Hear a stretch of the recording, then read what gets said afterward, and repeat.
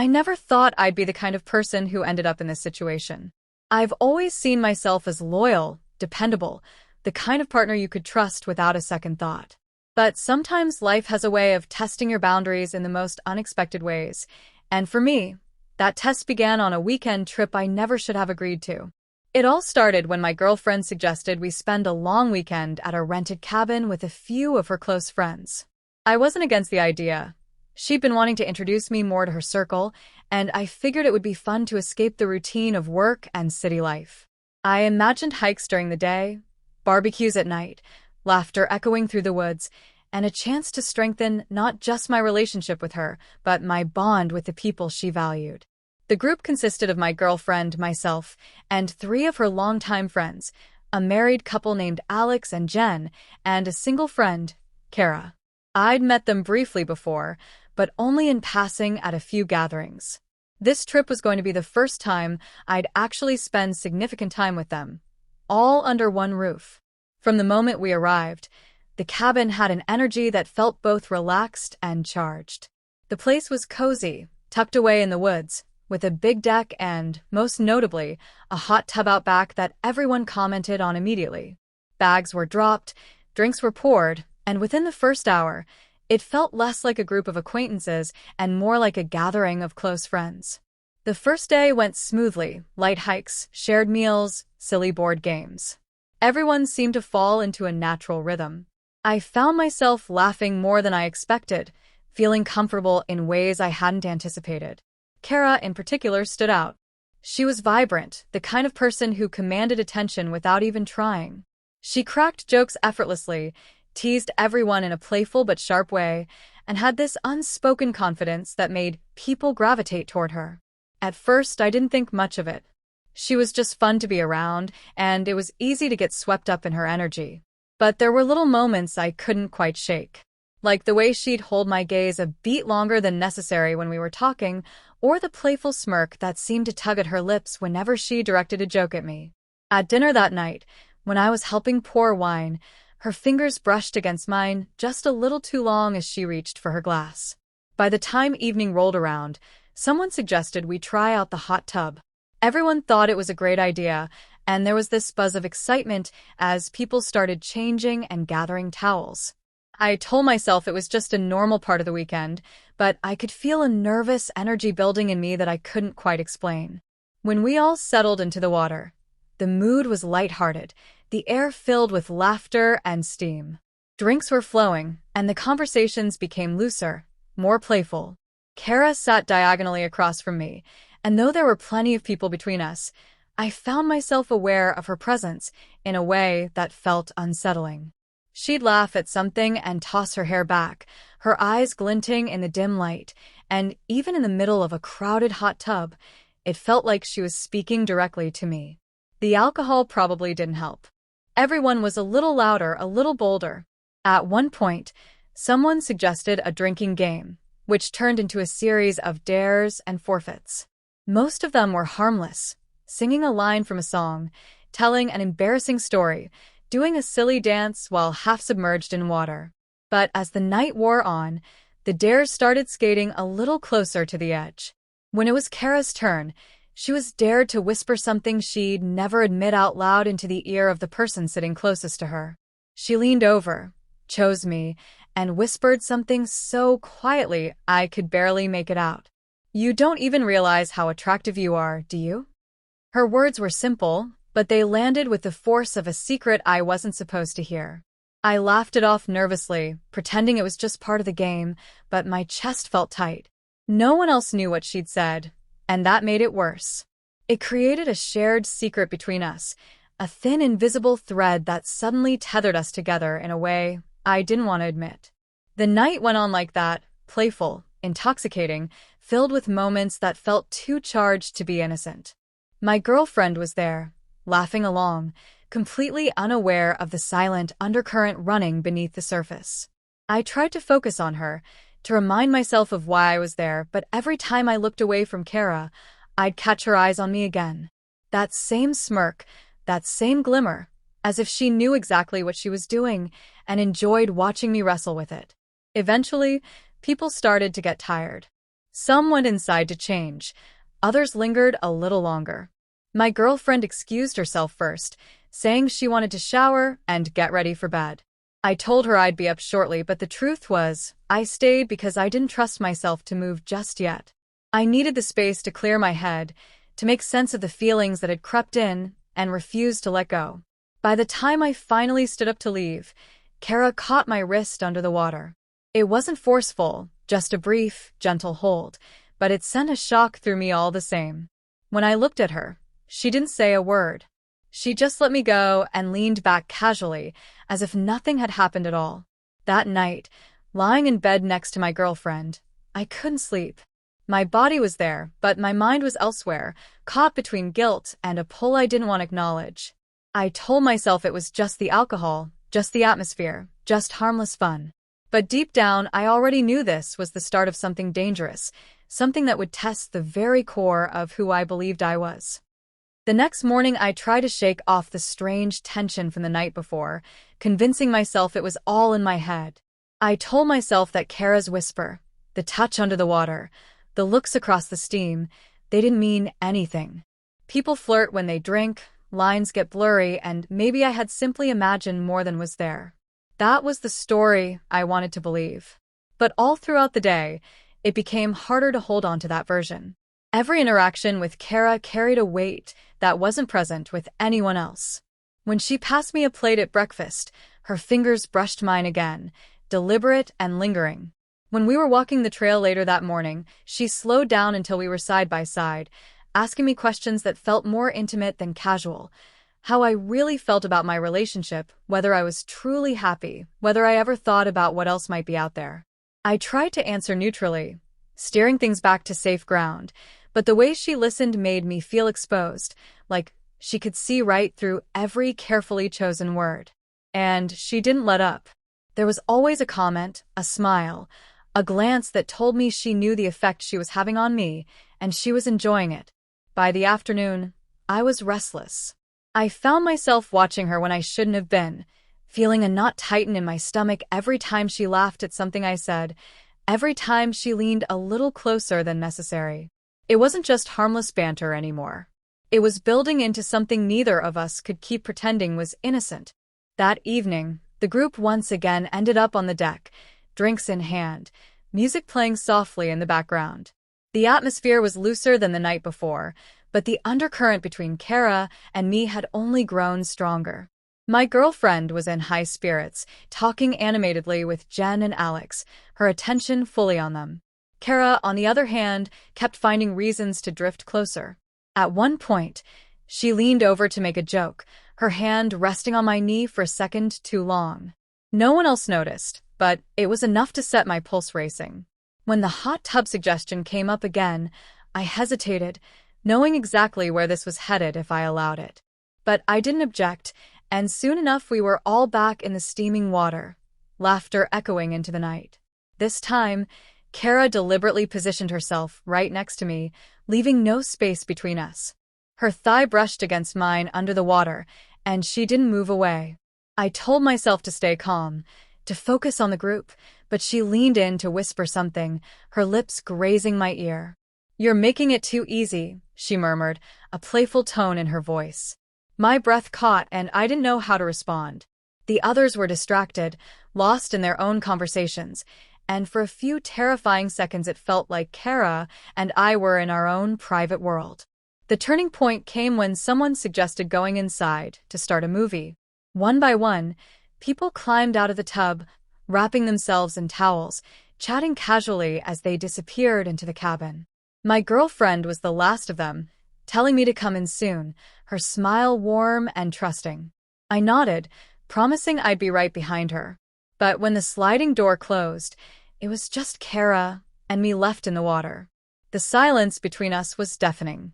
Steam curled into the night air, and I could hear the faint sound of laughter from inside, but out there it felt like the world had gone still. She turned to face me fully, her eyes locking onto mine. "You felt it last night," she said softly. "It wasn't a question. Don't pretend you didn't." I should have denied it, should have laughed it off and gotten out of the water. But I didn't. I couldn't. Because she was right. Every nerve in my body was screaming with a truth I didn't want to admit. When she leaned in and kissed me, it was like every ounce of restraint I'd been clinging to shattered. Her lips were warm, urgent, and I found myself kissing her back before I had time to think about what I was doing. My hands moved without permission, pulling her closer, feeling the electricity spark between us. For a moment, nothing else existed. Not my girlfriend, not the friends inside, not the promises I had made, or the person I thought I was. There was only Kara, the intensity of her touch, and the undeniable thrill of giving in to something I had been fighting from the second the trip began. When we finally pulled apart, my heart was pounding. I knew what had just happened couldn't be undone. I also knew this wasn't the end. Her smirk told me that much, the way she whispered, "Now you know," before slipping out of the tub and wrapping herself in a towel, leaving me sitting there in stunned silence.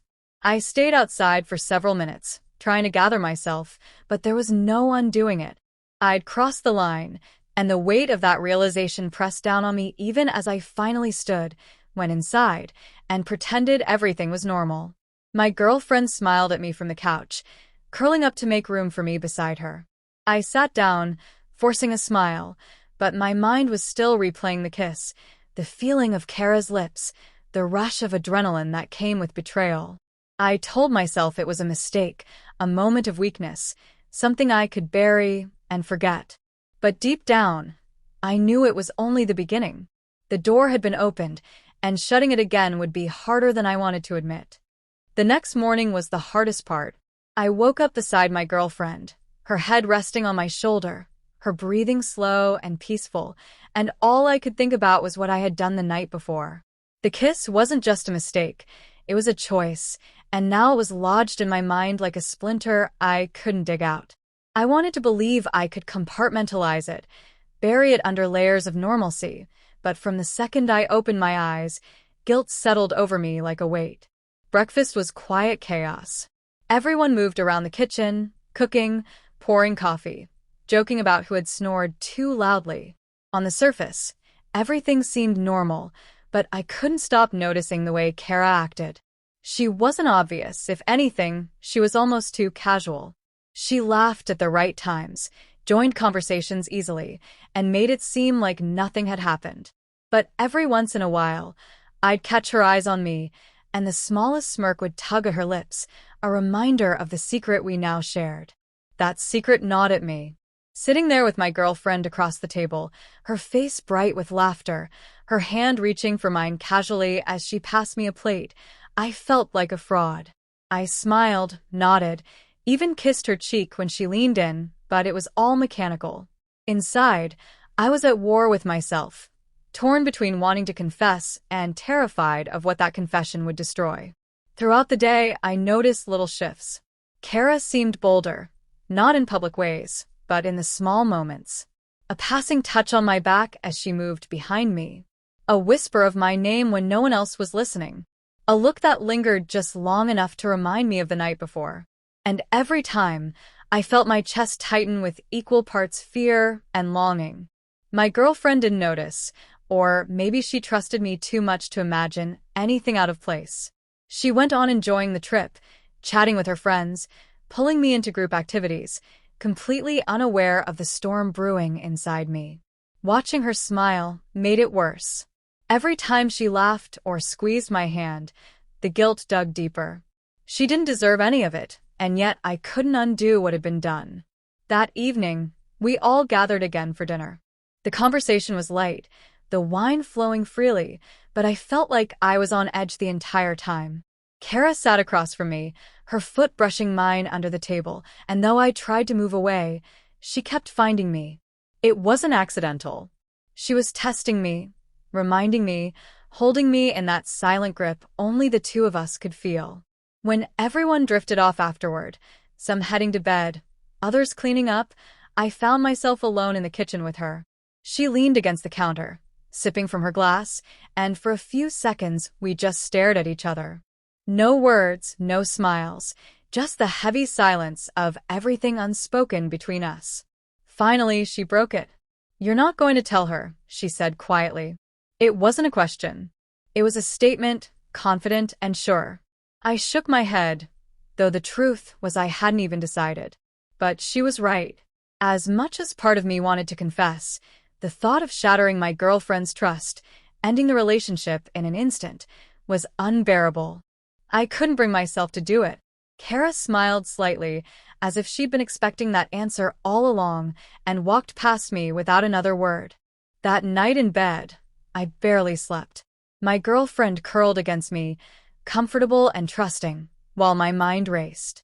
Every time I closed my eyes, I saw Kara's face, felt the heat of that kiss, and heard her voice telling me I wouldn't say a word. She had me cornered, and we both knew it. The rest of the trip unfolded under that shadow. Every interaction felt layered, every moment heavy with the secret that only Kara and I carried. Even when we weren't speaking, I felt tethered to her, bound by something dangerous and unspoken.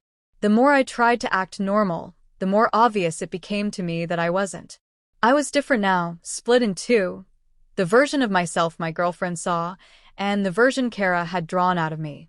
By the time we packed up to leave the cabin, my nerves were frayed. The drive home with my girlfriend was filled with her excited chatter about how fun the weekend had been, how much she loved that I was finally getting closer to her friends, how she couldn't wait for the next trip. I nodded, smiled, and forced responses that sounded genuine, but inside, her words cut me in half. She thought the weekend had brought us closer, while in reality, it had pushed me further away from her than I'd ever been. When we finally got back to our apartment, I carried in the bags, went through the motions of unpacking, and tried to settle into the comfort of normal life again. But normal no longer felt possible. Kara's presence lingered in my head, her words echoing, her smirk etched into my memory. It wasn't just about what had happened in the hot tub anymore. It was about the unspoken tension that hadn't gone away, the knowledge that she wasn't finished, and maybe, deep down, neither was I. As I lay awake that night, staring at the ceiling while my girlfriend slept peacefully beside me, I realized the worst part wasn't the kiss itself. It was the silence. The secret had already become its own betrayal, and keeping it hidden was almost as heavy as the act itself. Every time my girlfriend looked at me with trust in her eyes, I felt the guilt twist tighter. And yet, despite everything, a part of me still wanted more. The days after the trip were the hardest I'd experienced in my relationship. Back at home, everything looked the same on the surface, but nothing felt the same inside me. My girlfriend was her usual self, kind, affectionate, unsuspecting. She asked about work, about dinner plans, about when we might see her friends again. I answered her, smiled at the right times, kissed her when she leaned in, but every word I spoke felt like it was balanced on a lie I couldn't take back. Kara wasn't gone from my life. She messaged me a few days later, casual at first. "Hope you got home okay." I stared at the notification, debating whether to respond. I should have ignored it. I should have cut the line clean before it pulled me deeper. But I didn't. I replied. A short, polite response that opened the door I told myself I'd never open again. Her messages grew bolder quickly. She'd slip in subtle reminders of the weekend, of the kiss, of the secret we carried. I tried to keep my replies neutral, but every exchange drew me back into the moment I was trying to escape. And she knew exactly what she was doing. She told me she'd been thinking about me, that she could still feel that kiss, that she knew I felt it too.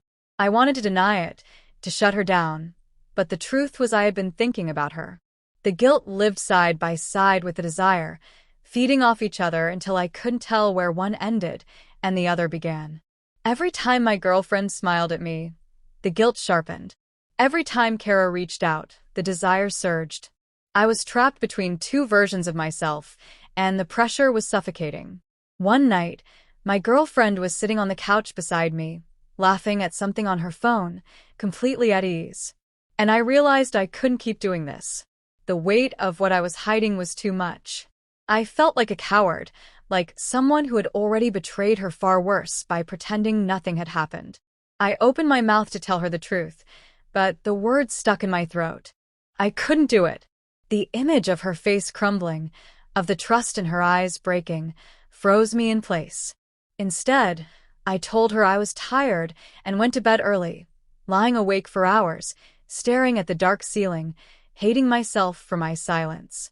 The following weekend, she suggested we meet up with Jen and Alex again. She mentioned Kara would probably be there too, saying it like it was the most natural thing in the world. My chest tightened instantly, but I nodded, pretending I was fine with it. Inside, panic clawed at me. Seeing Kara again would mean facing everything I'd been trying to suppress, and I wasn't sure I could trust myself. When we did see her, it was worse than I expected. She greeted me like nothing had happened, friendly and casual, but her eyes told a different story. Every look she gave me felt like a reminder, every laugh like a hidden message.